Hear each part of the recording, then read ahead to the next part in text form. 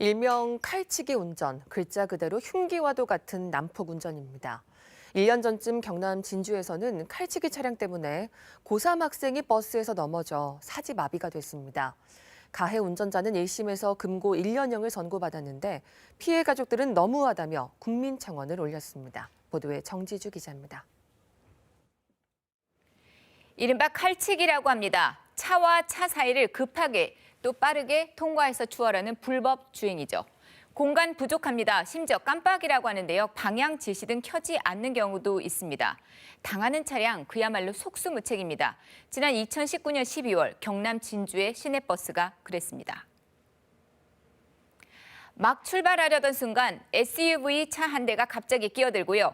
버스 급하게 멈춥니다. 뒷좌석에 앉으려던 승객 한 명이 튕겨나듯 미끄러지죠. 요금통에 부딪혔고요. 목뼈가 골절됐습니다. 사고 당한 승객은 수능을 마친 고3 여학생. 6시간이 넘는 대수술 받았지만 사지마비 판정을 받았습니다. 아직 손가락 하나 움직이지 못하고 지금 심리적으로 매우 불안정한 상태예요.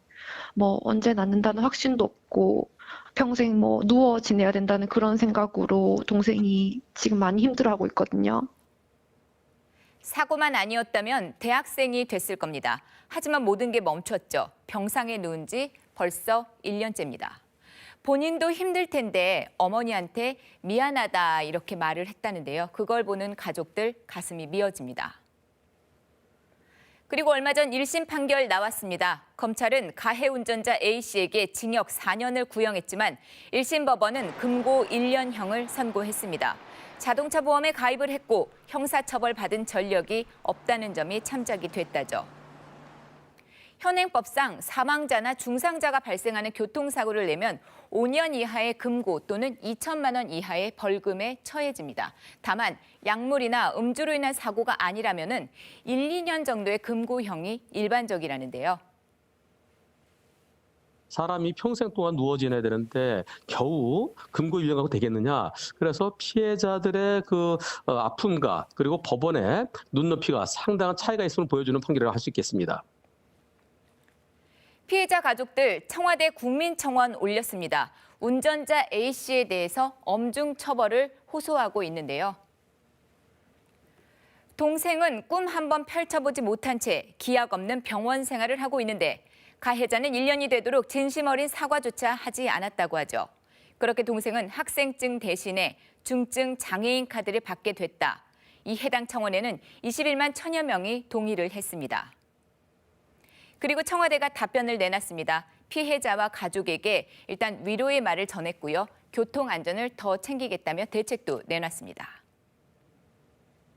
칼치기 사고 예방을 위해 교통사고 다발 지역에 캠코더 촬영 등 다양한 방식을 활용하여 단속을 강화하겠습니다.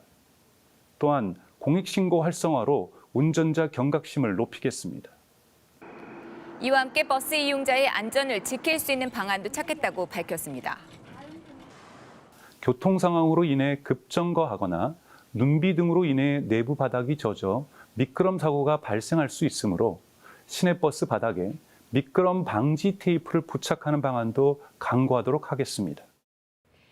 이른바 칼치기는 도로교통법 19조 3항의 진로 변경 방법 위반에 해당이 됩니다. 지난해에만 4만 건 넘게 집계가 됐는데요. 사고로 이어질 수 있는 만큼 하지 않아야 합니다. 안전운전이 중요한 예방수단이라죠. 한편 검찰은 1심형이 너무 가볍다며 또 운전자 A씨는 1심형이 너무 무겁다며 각각 항소를 한 상태입니다. KBS 뉴스 정지주입니다.